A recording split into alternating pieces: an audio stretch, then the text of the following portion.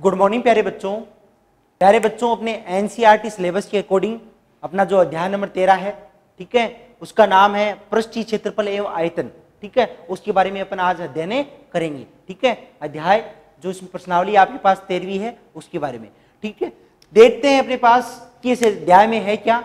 तो 13.1 है, 13.1 प्रश्नावली है। उस 13.1 प्रश्नावली में अपने पास है पृष्ठीय क्षेत्रफल।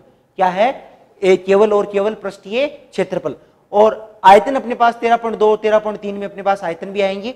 तो वो आयतन, अब आपके पास आपके दिमाग में एक बात खटक रही होगी कि ये पृष्ठीय क्षेत्रफल क्या है, आयतन क्या है। ठीक है, तो प्यारे बच्चों मैं आपको समझा देता हूं। देखिए पृष्ठीय क्षेत्रफल क्या होता है।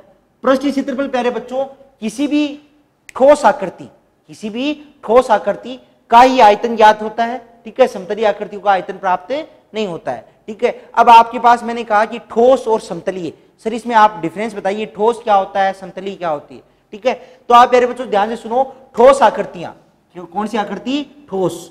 ठीक, ठोस आकृति होती है वे आकृतियां जो ब्रह्मांड में या अंतरिक्ष में जिसमें 3 विमाएं होती हैं, लंबाई, ऊंचाई और चौड़ाई। ठीक है, लंबाई, चौड़ाई और ऊंचाई, जिसमें 3 विमाएं होती हैं, वे आकृतियां क्या कहलाती हैं? ठोस कहलाती हैं। क्या कहलाती हैं? ठोस। समझ आ गया? जैसे आपके पास रूम है, आपका जो कमरा है, कमरा कैसा है? जिसमें अपने पास लंबाई भी है, चौड़ाई भी है और ऊंचाई भी है। ठीक है, लेकिन ये जो आपका बोर्ड है, इस बोर्ड पर अपने पास क्या है? केवल लंबाई और चौड़ाई 2 ही है। तो ये समतलीय आकृति है।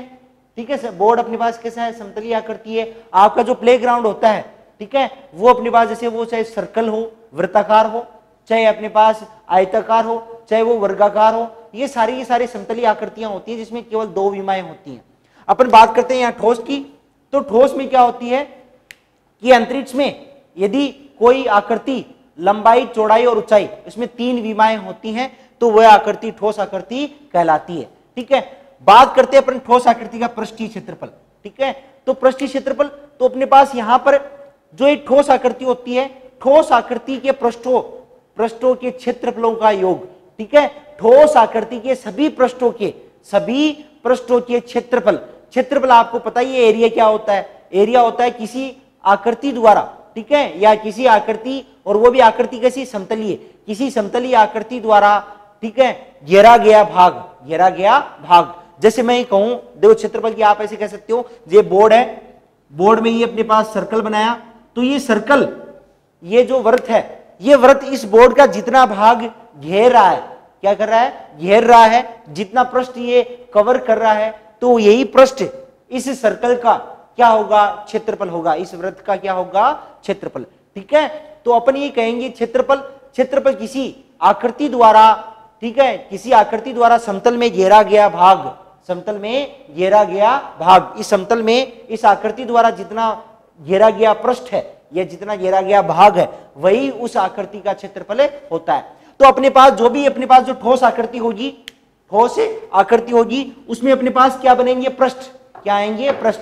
तो उन सभी पृष्ठों के क्षेत्रफलों का योग कर देंगे, मतलब सभी पृष्ठों का क्षेत्रफल ज्ञात कर लेंगे और उनका योग करेंगे, तो अपने पास क्या हो जाएगा? वो पृष्ठीय क्षेत्रफल, और उसको बोलते हैं संपूर्ण पृष्ठीय क्षेत्रफल। क्या बोलते हैं? संपूर्ण पृष्ठीय क्षेत्रफल। ठीक है, तो आपसे जब कहा जाए संपूर्ण पृष्ठीय क्षेत्रफल, तो उसका मतलब है कि सभी पृष्ठों का क्षेत्रफल आप निकाल लीजिएगा, और सभी पृष्ठों का क्षेत्रफल निकालकर आप क्या करेंगे? उनका योग करेंगे, तो वो जगह संपूर्ण पृष्ठीय क्षेत्रफल। फिर एक इसमें नाम और आता है वक्र पृष्ठीय या पार्श्व पृष्ठीय। वक्र पृष्ठीय क्षेत्रफल, वक्र पृष्ठीय या उसको बोलते हैं पार्श्व पृष्ठीय क्षेत्रफल। ठीक है, ये आप देखिए क्या होता है। अपने पास कोई आकृति होती है, अपने पास ठोस आकृति होती है, तो ठोस आकृति के आधार क्षेत्रफलों को छोड़कर, अब आप कहोगे सर आधार कैसा? तो अपन यहां पर जो 13.1 प्रश्नावली है उसमें मैं आपको समझा देता हूं। अभी अपन यहां पर एक तो घनाभ आएगा और एक घन आएगा, घनाभ और घन। ठीक है, घनाभ कैसा होता है, घन कैसा होता है? प्यारे बच्चों, आपने घनाभ के बारे में पिछले वाली क्लासों में पढ़ा है। घनाभ अपने पास क्या होता है? एक 6 आयताकार पृष्ठों वाली एक ठोस आकृति होती है, जिसमें 6 क्या होते हैं? आयताकार पृष्ठ होते हैं। कैसे होते हैं, आयताकार, मतलब उसके सभी के सभी पृष्ठ कैसे होते हैं, आयतनुमा होते हैं, ठीक है, मतलब आयताकार शेप में होते हैं, और पृष्ठ होते हैं कितने, उसमें 6 पृष्ठ। जैसे आपका रूम, जो आपका रूम है, जिस रूम में आप बैठे हो उसमें अपने पास कितने पृष्ठ हैं, 6। फर्श हुआ, छत हुई और 4 दीवारें होगी, ठीक है, तो 4 दीवारें होगी, तो टोटल कितने पृष्ठ हो गए, 6। आप देखिए सभी 6 के 6 पृष्ठ कैसी हैं, जिनमें क्या उनकी लंबाई चौड़ाई या चौड़ाई ऊंचाई, लंबाई ऊंचाई बराबर है, जितनी लंबाई है उतनी ऊंचाई है क्या आपकी रूम की, ठीक है, हो भी सकती है, मैं आपको एग्जांपल बता रहा हूं कि लगभग नहीं होती है। तो यदि उसके लंबाई ऊंचाई के बराबर नहीं है तो उसके पृष्ठ बराबर नहीं है, चौड़ाई ऊंचाई के बराबर है नहीं है, और जो अपने पास फर्श है, फर्श में लंबाई और चौड़ाई बराबर नहीं है, तो वो क्या नहीं है, वर्ग नहीं है, क्या है, आयत है, क्योंकि लंबाई और चौड़ाई दोनों में बराबर नहीं होती है, ठीक है ना। आयत में क्या होती है, आमने सामने वाली भुजाएं बराबर होती हैं। तो मेरे कहने का मतलब ये है कि मैं ये कहना चाह रहा हूं कि अपने पास इसमें पृष्ठीय क्षेत्रफल, अभी मैं समझाता हूं वक्र पृष्ठीय क्षेत्रफल क्या होता है, तो उससे पहले मैं बताता हूं यहां पर अपने पास घनाभ आएगा और घन आएगा। तो अपने पास घनाभ क्या होता है, घनाभ देख लीजिएगा, आपके पास डायग्राम है इधर, मैं आपको डायग्राम बना के बता देता हूं घनाभ। तो घनाभ देखिए, घनाभ अपने पास 6 पृष्ठों की एक सॉलिड आकृति होगी, ठीक है, सॉलिड का मतलब ठोस आकृति होगी, ठीक है, यहां से ये अपने पास घनाभ है, देखिए,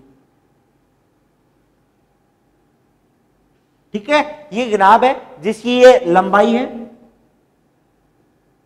ये अपने पास चौड़ाई है, और ये अपने पास ऊंचाई है। ओके, आया समझ आ गया, ये अपने पास है ऊंचाई है, घनाभ है। इसके कितने पृष्ठ हैं, एक सामने वाला, एक पीछे वाला 2, ये एक साइड वाला 3 और ये 4, एक ऊपर वाला और एक नीचे वाला 6, 6 के 6 पृष्ठ हैं, और सभी के सभी कैसे हैं, आयताकार, कैसे हैं, आयताकार। तो अब मैं कहने का मतलब ये है कि मैंने आपको बताया कि वक्र पृष्ठीय या पार्श्व पृष्ठीय क्या होता है, तो आधार क्षेत्रफलों को छोड़कर, आधार क्षेत्रफलों को छोड़कर, अब जैसे मान लो ये जो रूम है, अपना रूम है, रूम का आधार कौन सा है, एक तो फर्श है और एक छत है, तो ये अपने पास आधार क्षेत्रफल, इनको छोड़ दो तो बाकी क्या बच जाते हैं, चारों दीवार।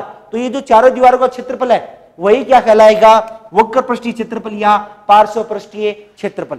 आएगी नहीं आई बात समझ आपको, तो इसी को अपन बोलते हैं वक्र पृष्ठीय क्षेत्रफल। तो मतलब ऊपर वाले नीचे वाले को छोड़कर जो शेष अपने पास, जैसे यहाँ घनाभ में जो अपने पास ऊपर वाले रूफ को, मतलब छत, और नीचे वाले जो बेस है उसका जो, ठीक है, उसको छोड़कर जो 4 अपने पास पृष्ठ बचते हैं, उन चारों पृष्ठों का जो क्षेत्रफलों का योग होगा वही योग क्या कहलाएगा, वक्र पृष्ठीय क्षेत्रफल या पार्श्व पृष्ठीय क्षेत्रफल। ओके, समझ आ गया, ठीक है। अब अपन बात करते हैं आयतन की। आयतन भी मैं आपको यही समझा देता हूं, आयतन होता क्या है, आयतन होता क्या। प्यारे बच्चों, आयतन अपने पास क्या होता है कि ठोस आकृति द्वारा, ठोस आकृति द्वारा ब्रह्मांड में, ठोस आकृति द्वारा ब्रह्मांड या अंतरिक्ष में घेरा गया भाग, घेरा गया भाग, वही क्या होता है, उसका आयतन, ठीक है। जैसे अपन ये भी कह सकते हैं, जैसे आपके घरों में पानी की टंकी है, ठीक है, वो टंकी इस प्रकार की है, सबके लगभग के होगी, ठीक है ना, घरों में पानी की टंकी है वो इस प्रकार की है, मतलब घनाभ के आकार की है, ठीक है। अब उस घनाभ के आकार की में आप ये कहेंगे उसमें पानी कितना आ सकता है, तो उस आकृति जो आपके पास, आपने कहां बनाई, उसको अपने खेत में बनाई, ठीक है, या आपने घर में, जैसे भी हो आप अपने घर में आपने उसको बनाई पानी की टंकी को, तो वो पानी की टंकी कितना आपकी जो ब्रह्मांड है, अंतरिक्ष है, ठीक है, तो उस अंतरिक्ष का कितना भाग कवर कर रही है, या कितना हिस्सा वो आ रहा है उसमें ब्रह्मांड का, उतने हिस्से में तो आएगा ना पानी। भाई पानी जब उसके अंदर जाएगा तो उसका क्या हो जाएगा, आयतन, क्या हो जाएगा, आयतन की, इसमें कितना पानी आ सकता है, तो वही क्या होता है, उसका आयतन,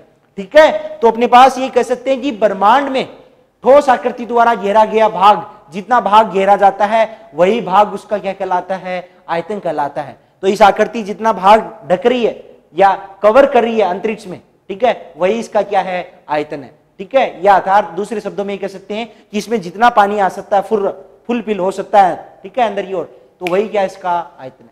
ओके, समझा। तो आयतन हो गया, वक्र पृष्ठीय हो गया, संपूर्ण पृष्ठीय हो गया, ठोस के पता बता दिया मैंने आपको, और आयतन भी बता दिया। अब अपन बात करते हैं यहाँ पे घनाभ के बारे में, कि घनाभ का संपूर्ण पृष्ठीय क्षेत्रफल, घनाभ का वक्र पृष्ठीय क्षेत्रफल, ठीक है, और आयतन की बात अपन जब अपन 13.2 पढ़ेंगे तब अपन आयतन की बात करेंगे, उससे पहले अपन आयतन की बात नहीं करेंगे, ठीक है। तो 13.2 में भी अपने पास घन घनाभ के अलावा बेलन ही आएगा, और बेलन के भी अपन क्या संपूर्ण पृष्ठीय क्षेत्रफल और वक्र पृष्ठीय क्षेत्रफल, पहले इनके सबके पृष्ठीय क्षेत्रफल पढ़ेंगे, फिर उसके बाद अपन आयतने देखेंगे। तो पहले अपन यहां पर 13.1 में केवल घन और घनाभ के क्या देखेंगे, संपूर्ण पृष्ठीय क्षेत्रफल और वक्र पृष्ठीय क्षेत्रफल। तो देखते हैं पहला घनाभ क्या है, घनाभ देखिए क्या होता है। तो पहला घनाभ, ठीक है, घनाभ में अपने पास होता क्या है, सुन लीजिए आराम से। घनाभ आपने पहले बहुत बार देखा है, ठीक है, 8th क्लास में भी सुना है, साहित्य आपने 7th क्लास में भी सुना होगा, ठीक है। घनाभ क्या होता है, घनाभ में 6 पृष्ठ होते हैं।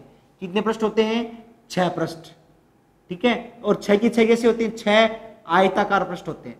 कैसे होते हैं, आयताकार पृष्ठ होते हैं, ओके, जैसे आपके रूम में है।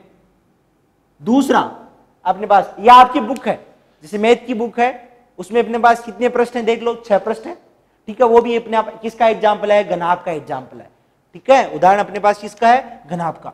उसमें कितनी कोरें होती हैं, कितनी कोरें होती हैं प्यारे बच्चों, कोर या किनारे किसको बोलते हैं, जब दो पृष्ठ एक दूसरे को मिलते हैं। जैसे अपने पास ऊपर वाले रूफ और ये सामने वाली आपको दिखाई दे रही है दीवार, जब मिलेगी, ठीक है ना, तो यहां पर क्या होगा, यहां पर जब 2 पृष्ठ एक दूसरे को मिलते हैं तो जो पृष्ठ को मिलाने वाला जो रेखाखंड होता है वही किनारा कहलाता है इसका।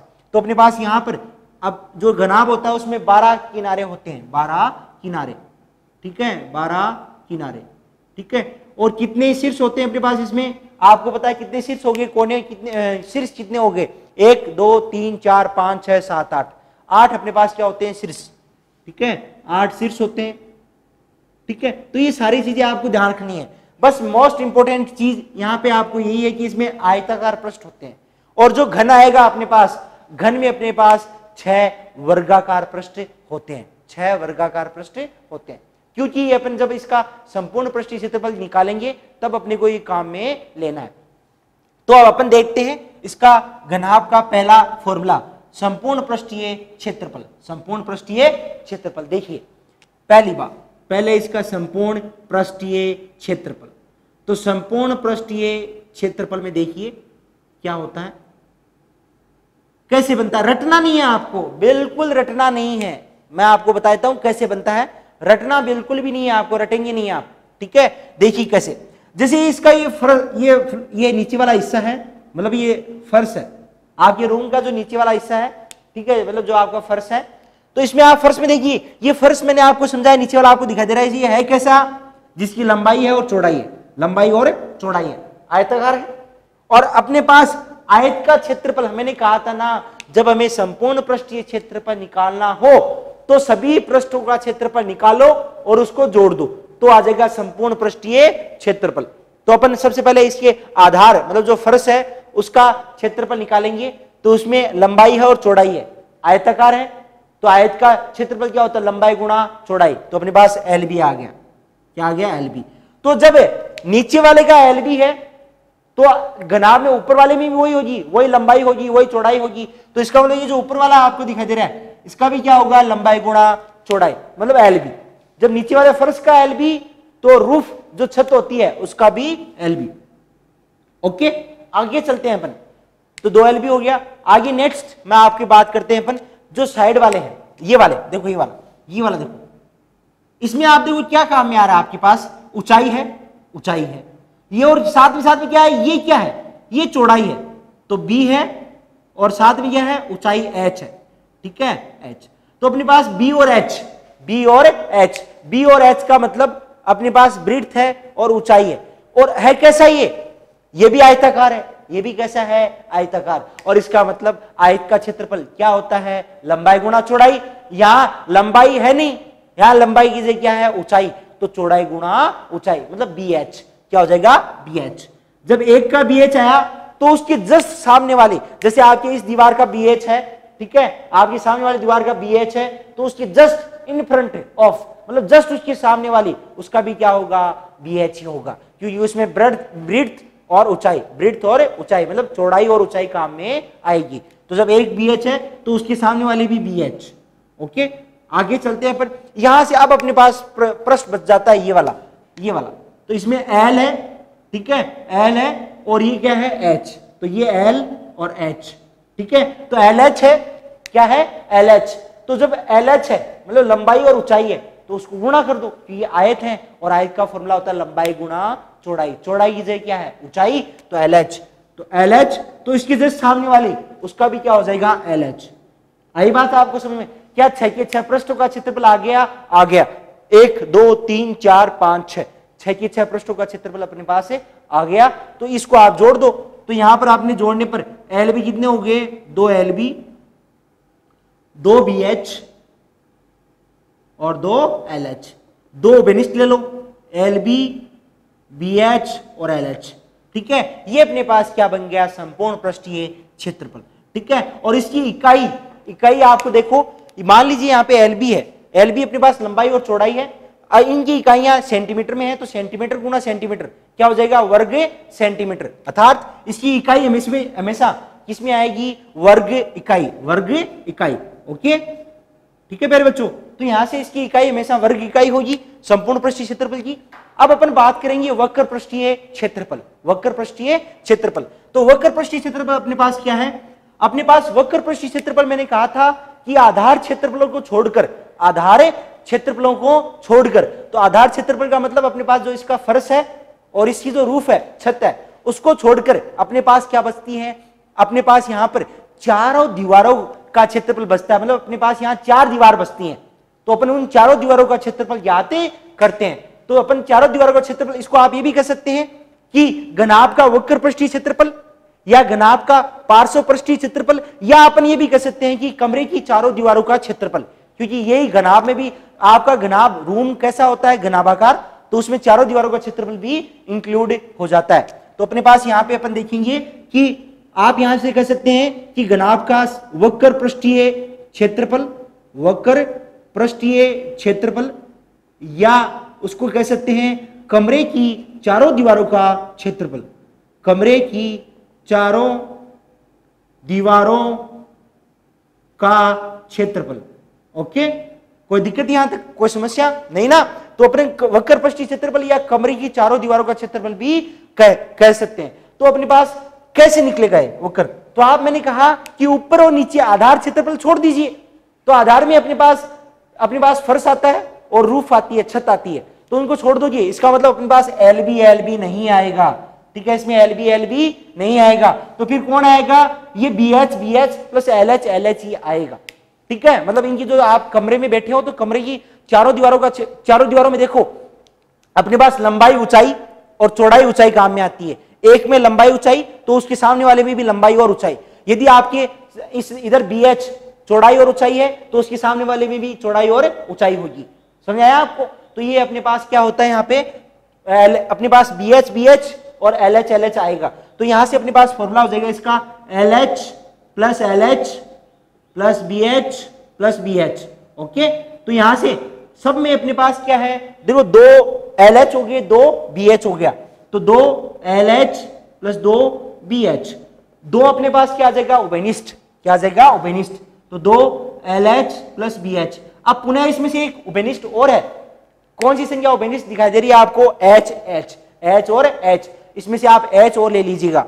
तो अब मैं ये लिख सकता हूं कि 2 एल प्लस बी और गुणा एच, ये अपने पास होता है वक्र पृष्ठीय क्षेत्रफल का फॉर्मूला, या अपनी चारों दीवारों का क्षेत्रफल, कमरे की चारों दीवारों का क्षेत्रफल, ठीक है। अब इसको आप दूसरे शब्दों में ये भी कह सकते हैं, आपको पता है 2 ब्रैकेट में एल प्लस बी क्या है, आयत का परिमाप, और उसकी क्या है, गुणा ऊंचाई। यदि आपको ऐसे कहें कि एक कमरे का क्षेत्रफल क्या कीजिए, यदि कमरे के आयत का परिमाप और उसकी ऊंचाई, क्योंकि हमें पता है 2 ब्रैकेट में एल प्लस बी क्या होता है, आयत का परिमाप होता है। क्या होता है, आयत का परिमाप, और ये गुणा ऊंचाई। तो अपन इसका फॉर्मूला ये भी लिख सकते हैं कि यहां से देखिए कि वक्र पृष्ठीय क्षेत्रफल बराबर वक्र पृष्ठीय क्षेत्रफल बराबर क्या होता है, आयत का परिमाप गुणा ऊंचाई। ओके, आयत का परिमाप गुणा ऊंचाई। ठीक है, तो अपने यहाँ पे घनाभ का संपूर्ण पृष्ठीय क्षेत्रफल बता दिया, वक्र पृष्ठीय या पार्श्व पृष्ठीय क्षेत्रफल, ठीक है, या कमरे की चारों दीवारों का क्षेत्रफल हमने बता दिया। ठीक है, हमारे बचता है इसका आयतन। क्या बचता है अपने पास? इसका आयतन। चलिए आयतन भी देख लीजिएगा, यही देख लो आप, आयतन भी देख लो, और एक फॉर्मूला और बचता है इसका। क्या बचता है? विकर्ण की लंबाई। विकर्ण की लंबाई। आप कहोगे सर विकर्ण की लंबाई कब काम में आएगी? ठीक है प्यारे बच्चों, विकर्ण की लंबाई तब काम में आती है यदि वो कह दे आपसे कि अपने पास एक कमरे में जिसकी लंबाई चौड़ाई ऊंचाई ये है, ठीक है, अधिकतम सबसे लंबी छड़ कहां रखी जा सकती है, या अधिक से अधिक कितनी लंबी छड़ रखी जा सकती है। तो आपको पता है, मैं कहूं कि आपके पास जो बोर्ड है, आपके पास बोर्ड है, वो अपना आयताकार बोर्ड है। इस आयत में सबसे लंबी रेखा खंड कहां खींचा जा सकता है? सबसे लंबा रेखा खंड कहां खींचा जा सकता है? कहां खींच सकते हो आप? इसके विकर्ण पर, इसके विकर्ण पर। तो इसी प्रकार हमसे यदि कमरे के बारे में पूछे कि कमरे में सबसे अधिक लंबी कितनी लंबी छड़ रखी जा सकती है, तो इसका मतलब हमें वहां पर उसके विकर्ण की लंबाई पूछी है। ठीक है, आप देख भी लेना कि अपने पास जो रूम होता है उसमें जो विकर्ण है, ठीक है, तो विकर्ण में क्या होता है? सबसे लंबी छड़ रखी जा सकती है। सबसे लंबी आप जो भी लकड़ी रखना चाहो तो लकड़ी रख सकते हो, सबसे लंबी लकड़ी उसी में रखी जा सकती है। ओके, तो आप यहां से मैं आपको दो फॉर्मूले और समझाता हूं, इसका आयतन और अपने पास विकर्ण का फॉर्मूला। चलिए घनाभ तीसरा फॉर्मूला अपन देखते हैं, इसका आयतन। ठीक है, देखिए, हाँ, इसका पृष्ठीय क्षेत्रफल है, तो पृष्ठीय क्षेत्रफल की भी इकाई क्या होगी? ध्यान रखना, वर्ग इकाई, क्योंकि क्षेत्रफल है इसका मतलब वर्ग इकाई, वर्ग इकाई। ओके, ध्यान रखना इस चीज का विशेष तौर से, क्षेत्रफल में हमेशा वर्ग इकाई होगी। आयतन में क्या हो जाएगा? वो अपने पास आयतन में हो जाता है क्या? घन इकाई, घन इकाई। ओके, देखते हैं, तो अपन चलते हैं अपने पास इसका तीसरा फॉर्मूला, आयतन। आयतन, अब आप ध्यान से सुनना, आयतन के लिए क्या होता है अपने पास आयतन? तो आयतन के लिए आप मेरी बात सुनिए विशेष तौर से। आपको मैंने एग्जाम्पल दिया था अपने पानी की टंकी का। आपके पास पानी की टंकी है घनाभाकार, उस पानी की टंकी में आप क्या करोगे? पानी डालोगे, तो सबसे पहले पानी कहां जाएगा? उसके फर्श पर, जो फर्श पर, और फर्श कैसा है? यहां पर फर्श है कैसा? अपने पास फर्श यहां पर कैसा है? आयताकार, जिसमें लंबाई और चौड़ाई काम में आती है। और फिर वो किस पर जाता है? किस पर निर्भर करता है? आपके पानी की ऊंचाई पर। जैसे जितनी ऊंचाई होगी उतना ही पानी ज्यादा आता रहेगा। ठीक है ना, तो पहले सबसे पहले उसका पानी कहां गया? पेंदे में, मतलब फर्श में, तो L गुणा बी, L गुणा बी। ओके, लंबाई गुणा चौड़ाई, क्योंकि अपने पास आयत का क्षेत्रफल, नीचे वाले फर्श का क्षेत्रफल, क्योंकि पूरे फर्श में जाएगा तो वो पूरा क्षेत्रफल कवर करेगा, तो L गुणा बी, और गुणा H, ऊंचाई पर निर्भर करता है इसलिए गुणा H। तो इसका फॉर्मूला बन जाता है घनाभ का आयतन L गुणा बी गुणा H, लंबाई गुणा चौड़ाई गुणा ऊंचाई। यदि सारी विमाएं सेंटीमीटर में है तो सेंटीमीटर गुणा सेंटीमीटर गुणा सेंटीमीटर, तो सेंटीमीटर की घात 3, इसका मतलब घने सेंटीमीटर, घने सेंटीमीटर। ये तो हमने माना है, यदि मीटर में देखा तो मीटर में, घन अपने पास सेंटीमीटर में देखा तो सेंटीमीटर में, घने, लेकिन क्या आएगा? घन, अर्थात इसकी इकाई क्या होती है? घने इकाई। ठीक है, घने इकाई। हो गया प्यारे बच्चों। फोर्थ फॉर्मूला, इसका चौथा फॉर्मूला, ठीक है, विकर्ण की लंबाई, विकर्ण की लंबाई। ठीक है, मैं आपको यहां से विकर्ण की लंबाई भी समझा देता हूं। विकर्ण की लंबाई, तो घनाभ के विकर्ण की लंबाई ज्ञात करने से पहले आपको पता होना चाहिए किसकी? एक आयत के विकर्ण की लंबाई, आयत के विकर्ण की लंबाई। जब आपको आयत के विकर्ण की लंबाई पता होगा तो हमें इसमें आयत में L भी होता है, इसमें H और हो जाता है, मतलब तीसरी विमा और जुड़ जाती है। तो जैसे आयत में होता है वैसे इसमें भी हो जाएगा। तो आप यहां से पहले आयत बना दीजिए। हमने आयत बनाया, ये अपने पास आयत है, अपने पास ABCD, ABCD एक आयत है। इस ABCD आयत में अपने पास विकर्ण, हमें पता है आयत का प्रत्येक कोण कितने डिग्री का होता है? 90 डिग्री का। तो हमें पता है कि यहां से विकर्ण कौन सा होता है? सम्मुख शीर्षों को मिलाने वाला रेखाखंड। शीर्ष सम्मुख कौन से हो गए? A और B तो कैसे हैं? आसन शीर्ष, जो एक ही आसन पर स्थित है AB पर। ठीक है, एक उभयनिष्ठ रेखाखंड पर स्थित हो, तो ये तो अपने पास आसन शीर्ष हो गए। सम्मुख शीर्ष A और C है, तो AC को मिलाने वाला जो रेखाखंड है वही क्या है? इसका विकर्ण है, वही क्या? इसका विकर्ण है। तो यहां पर हमें यदि इसी विकर्ण की लंबाई ज्ञात करनी हो तो अपन क्या करेंगे? बोधायन प्रमेय। कौन सी प्रमेय लगाएंगे? बोधायन प्रमेय, क्योंकि बोधायन पर में क्यों लगेगी, क्योंकि अपने पास जो ये त्रिभुज है ए बी सी वो एक समकोण त्रिभुज है और समकोण त्रिभुज में आप बोधायन पर में लगा सकते हैं। ठीक है, तो यहाँ पे क्यों, यहाँ पे 90 डिग्री सामने वाली भुजा क्या होगी, कर्ण, क्या होगी अपने पास कर्ण होती है, तो अपने पास ये कर्ण है। ठीक है, ये अपने पास आधार है और ये अपने पास लंब है, आप ले सकते हैं एक को आधार एक को लंब। तो फॉर्मूला होता है कर्ण का स्क्वायर, तो कर्ण का बोधायन प्रमेय का फॉर्मूला होता है कर्ण का स्क्वायर। कर्ण कौन सा है, एसी, तो एसी का स्क्वायर बराबर आधार ए बी का स्क्वायर प्लस बी सी का स्क्वायर, ए बी का स्क्वायर प्लस बी सी का स्क्वायर। अपने पास ए बी एल हो और बी सी बी हो, ये लंबाई है और ये चौड़ाई है, तो अपने पास यहां से क्या आ जाएगा L square plus B square और एसी, एसी अपने पास एसी स्क्वायर।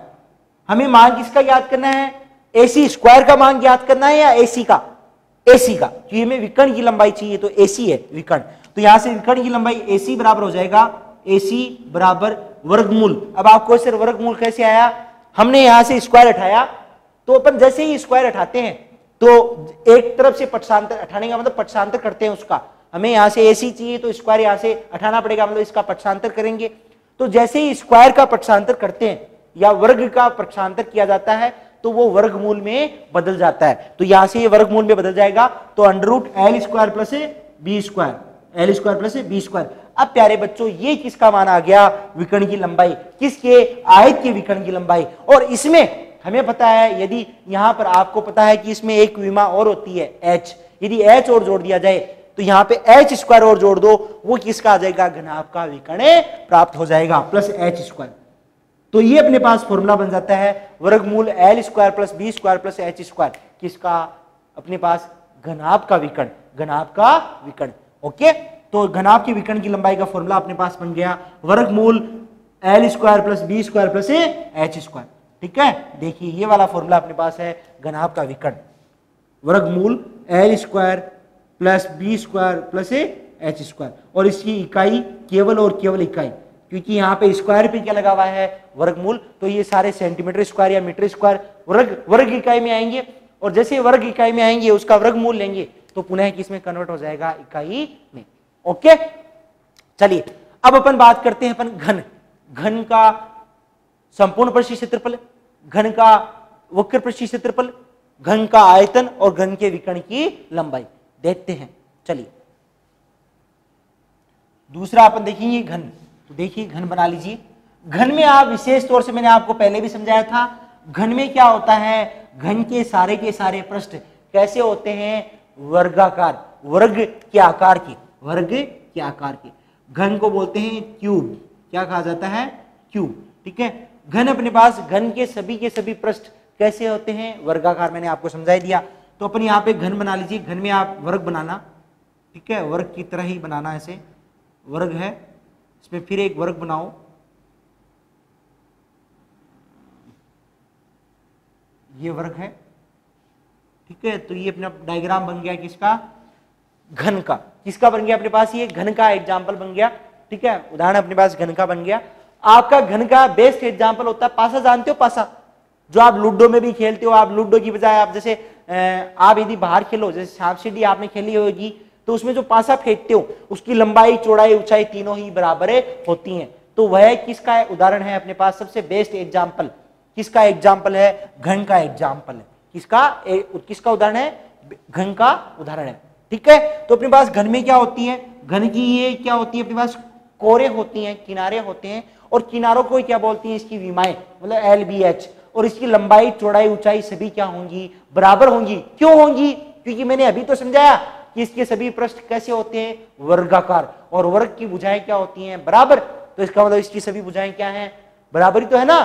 ठीक है ना, तो सभी भुजाएं बराबर है, इसका मतलब इसके एल भी वही है, जो बी है वही एच है। ठीक है, तो इसमें क्या होते हैं, पहली बात, इसमें 6 वर्गाकार पृष्ठ होते हैं। 6 क्या होते हैं, वर्गाकार पृष्ठ होते हैं। बाकी सारे वही हैं, 12 किनारे होते हैं, 8 शीर्ष होते हैं, बाकी सारा वही सिस्टम है, बस वर्गाकार पृष्ठ होते हैं। तो इसका मतलब प्रत्येक वर्ग का जब अपन क्षेत्रफल ज्ञात करेंगे तो हमें पता ही है। अब ध्यान से सुनना प्यारे बच्चों, मान लीजिए ये अपने पास भुजा है, ठीक है, वर्ग की भुजा है, तो ये भी, इसका मान भी भुजा, मतलब जितना इसका मान है, ये मान लीजिए ये ए है, तो ये भी कितनी है, ए है, ये भी कितनी होगी, ए ही होगी। समझ आइए प्यारे बच्चों आपको, मतलब तीनों की तीनों क्या है, जो इसकी भुजाएं हैं वो क्या होती है, सभी बराबर, क्योंकि ये सामने वाला वर्ग है तो इसका मान यदि ए है तो ये ए, ये भी ए, ये भी ए, जब इधर से ये, जब ये है तो ये भी क्या होगी, ए, मतलब इसकी सारी विमाएं बराबर होती हैं तो ये सभी ए हो जाएंगी। तो अपन जब अपने पास देखो, आप नीचे वाले फर्श का, जैसे आपके पास घन है, घन के जो नीचे मतलब उसकी लंबाई चौड़ाई ऊंचाई बराबर है, तो आप जब घनाकार जो रूम है, मान लीजिए घनाकार है, तो घनाकार में आप जब फर्श का निकालोगे तो फर्श कैसा है, वर्गाकार, और जब वर्गाकार है तो वर्ग का क्षेत्रफल क्या होता है, भुजा स्क्वायर। तो यहाँ पे तो सभी क्या है, सभी के सभी पृष्ठ कैसे हैं, वर्गाकार। इसका मतलब जब एक का भुजा स्क्वायर है तो 6 के 6 का क्या हो जाएगा, भुजा स्क्वायर, भुजा स्क्वायर, भुजा स्क्वायर, भुजा स्क्वायर, भुजा स्क्वायर, मतलब 6 भुजा स्क्वायर, 6 भुजा स्क्वायर। तो इसका जो पहला, इसके बहुत इजी है, जो अपने पास सूत्र है बहुत इजी है। जो इसका पहला संपूर्ण पृष्ठीय जो क्षेत्रफल है, संपूर्ण पृष्ठीय क्षेत्रफल है, संपूर्ण पृष्ठीय क्षेत्रफल में अपने पास 6 पृष्ठ होते हैं और प्रत्येक पृष्ठ का भुजा स्क्वायर अपने पास क्षेत्रफल होता है, तो इसका 6 भुजा स्क्वायर हो जाएगा, 6 भुजा स्क्वायर। ओके, और इसकी इकाई हमेशा क्षेत्रफल है इसलिए वर्ग इकाई, वर्ग इकाई। ओके, फिर इसके बाद में बात करते हैं अपन आगे, नेक्स्ट दूसरा वक्र पृष्ठीय क्षेत्रफल या पार्श्व पृष्ठीय क्षेत्रफल। तो मैंने कहा था वक्र या पार्श्व में अपने पास आधार, मतलब ऊपर वाले और नीचे वाले को छोड़कर 4 ही पृष्ठ बचे, और चारों का क्या होगा, एक पृष्ठ का भुजा स्क्वायर, तो चारों का 4 भुजा स्क्वायर। भाई अपने पास कितने पृष्ठ बचे, आधार क्षेत्रफल को छोड़कर, मतलब आधार नीचे वाले को और ऊपर वाले को छोड़ दो, तो अपने पास कितने पृष्ठ बचेंगे घन में, 4, और 4 का एक का क्षेत्रफल कितना होता है, भुजा स्क्वायर, तो 4 का कितना हो जाएगा, 4 भुजा स्क्वायर। तो यहां पे इसका वक्र पृष्ठीय क्षेत्रफल या अपने जिसको पार्श्व पृष्ठीय क्षेत्रफल भी कह सकते हैं, पार्श्व पृष्ठीय क्षेत्रफल का फॉर्मूला हो जाएगा अपने पास 4 भुजा स्क्वायर। कोई तकलीफ यहां तक नहीं ना, कोई दिक्कत है, कोई प्यारे बच्चों कोई तकलीफ है नहीं ना, ठीक है। ओके, फिर अपन बात करते हैं इसका आयतन, क्या बात करते हैं इसके आयतन की, कि आयतन का फॉर्मूला क्या होता है। तो आयतन अपने पास है यहां पर। अब मुझे बताओ वही कहानी जो अपन ने घनाभ में ली थी, आप मान लीजिए अपने पास जो टंकी है, पानी की टंकी है, वो घनाकार है, घन के आकार की है, जिसकी लंबाई चौड़ाई ऊंचाई तीनों विमाएं बराबर है, ठीक है। तो मुझे समझाओ कि जैसे ही अपन पानी डालेंगे उसमें कहां जाएगा, पेंदे में, मतलब उसके फर्श में, और फर्श कैसा है, फर्श है कैसा भाई, उसकी फर्श की मान लो भुजा ए है, तो उसका क्षेत्रफल क्या आ जाएगा, भुजा गुणा भुजा, भुजा स्क्वायर, भुजा स्क्वायर। इसका मतलब ए गुणा ए स्क्वायर, और उसकी ऊंचाई भी ए ही है, तो ए गुणा ए, मतलब भुजा गुणा भुजा गुणा भुजा, भुजा क्यूब, भुजा की घात 3, भुजा की घात 3, और ये इसका क्या हो जाता है, आयतन, भुजा की घात 3। ओके, जो भी भुजा दी है, और इसका अपने पास इकाई घन इकाई, आयतन की हमेशा इकाई क्या होगी, घन इकाई। हो गया। अब बस एक विकर्ण और देखना आपको, विकर्ण देखने से पहले इसके आपके पास घन का विकर्ण देखने से पहले आपको वर्ग का विकर्ण ज्ञात करना आना चाहिए। यदि आपको पता है कि वर्ग का विकर्ण की लंबाई कैसे ज्ञात करते हैं, तो आप घन के विकर्ण की लंबाई ज्ञात कर सकते हो, ठीक है। देखेंगे कैसे, देखिए पहले आप यहाँ पे वर्ग बनाइए और अपन वर्ग का विकर्ण की लंबाई ज्ञात करते हैं, तब अपने पास वर्ग की आ जाएगी तो घन की भी अपने पास प्राप्त हो जाएगी। तो ये देखिए, सबसे पहले अपन वर्ग बनाता हूं, ये तीनों फॉर्मूले देख लेना, आप उतार लेना इसको, ठीक। चलिए वर्ग बनाते हैं। वर्ग में अपने पास क्या करते हैं, वर्ग लो और वर्ग का विकर्ण निकालो, ये माना था ना अपने, तो वर्ग बना लीजिए ऐसे, ये लो अपना वर्ग बना लिया। तो वर्ग में ये अपने पास एबीसीडी क्या है, वर्ग है, एबीसीडी वर्ग है। इस एबीसीडी वर्ग में अपने पास इनकी भुजा है ए, इसकी भुजा ए बी का मान भी ए है, इसका मान बी सी का मान भी ए है, ठीक है। तो सी डी डी ए इन सब का चारों का मान क्या हो जाएगा, ए ए ए। हमें पता है वर्ग का प्रत्येक कोण कितने डिग्री का होता है, 90 डिग्री का होता है, और इसकी सम्मुख भुजाओं को, सम्मुख शीर्षों को मिलाने वाले रेखाखंड को क्या बोलते हैं, विकर्ण। अर्थात हमें एसी का मान ज्ञात करना है, ये एसी है, विकर्ण है, ठीक है, इसका मान हमें ज्ञात करना है, ठीक है। अब आपके पास वापस पुनः है बोधायन प्रमेय अनुसार, कौन सी प्रमेय अनुसार, बोधायन प्रमेय, ठीक है। बोधायन या पाइथागोरस प्रमेय, बोधायन प्रमेयानुसार। बोधायन प्रमेय क्या कहती है और कहां लागू होती है ये? एक समकोण त्रिभुज में। क्या ये समकोण त्रिभुज है? इसमें एक कोण कितने डिग्री का है? 90 डिग्री का। तो 90 के सामने वाली भुजा कर्ण है, तो ये होगी कर्ण। तो कर्ण का स्क्वायर बराबर आधार स्क्वायर प्लस लंब स्क्वायर। मतलब यहाँ पे आधार ए है, ये अपने पास लंबी कितना है? ए, तो ए स्क्वायर प्लस ए स्क्वायर। तो यहां से हो गया ए सी स्क्वायर बराबर ए स्क्वायर प्लस ए स्क्वायर। मतलब भुजा स्क्वायर प्लस भुजा स्क्वायर, जो इसकी भुजा होगी वही ये भुजा होगी, तो भुजा स्क्वायर प्लस भुजा स्क्वायर।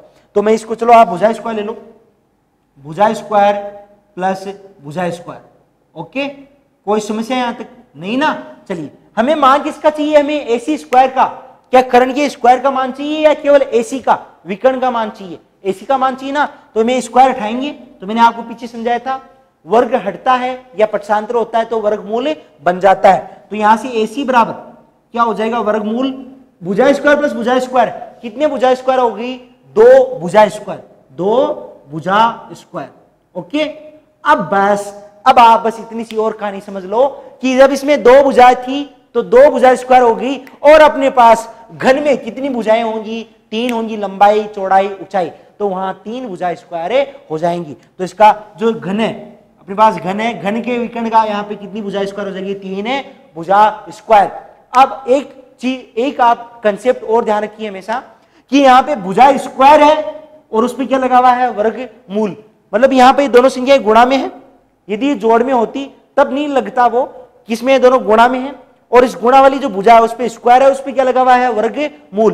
ठीक है, तो जब किसी आपके पास संख्या पे या किसी मान पे आपके पास स्क्वायर होता है और उस पे फिर वर्गमूल होता है, तो स्क्वायर के साथ में वर्गमूल कटे जाता है। उसके पीछे कंसेप्ट ये है, आप घातांक के नियम पढ़ के आए हो, घात की घात होती है, घात की घात होती है, तो घातांक क्या हो जाते हैं? गुणा हो जाते हैं। जैसे मैं आपको समझाऊं, 2 की घात 3 की घात 3, 2 की घात 3 की घात 3, तो यहाँ 2 की घात 3 है, फिर उसकी घात 3 है, तो ये 3 गुणा, ये जो घातांक है वो गुणा हो जाएंगे, तो 2 की घात कितनी आ जाएगी? 9।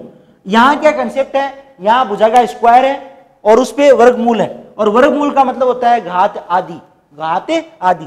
मतलब यहाँ पे भुजा स्क्वायर है और वर्गमूल का मतलब होता है घात आदि। मतलब स्क्वायर के ऊपर घात कितनी है? 1/2। तो जब घात की घात होती है तो घातें गुणा हो जाती हैं, तो 2 से क्या हो जाएगा? 1/2 गुणा हो जाएगा, और 2 से 2 कट जाएगा, क्या बच जाएगा? केवल भुजा बच जाएगा। तो ये भुजा तो क्या आ जाए? ये भुजा स्क्वायर का है, तो ये भुजा तो बाहर आ जाएगा, और 3 का वर्गमूल 3 के अंदर, वर्गमूल के अंदर ही रहेगा। तो इसका मतलब इसका फॉर्मूला बन जाता है अपने पास भुजा वर्गमूल 3, मतलब भुजा रूट 3, भुजा रूट 3। यही क्या है अपने पास? घन के विकर्ण का लंबाई, घन के विकर्ण की लंबाई। तो अपने पास ध्यान रखना है, घन के विकर्ण की लंबाई का फॉर्मूला क्या होता है? भुजा रूट 3। तो अपने पास जो चौथा फॉर्मूला था, घन का या घन के विकर्ण की लंबाई, घन के विकर्ण की लंबाई बराबर क्या होगी? भुजा √3 और क्या है? इकाई। ओके, ये अपने पास, तो मैंने अपने पास घन और घनाभ के सारे फॉर्मूले आपको समझा दिए।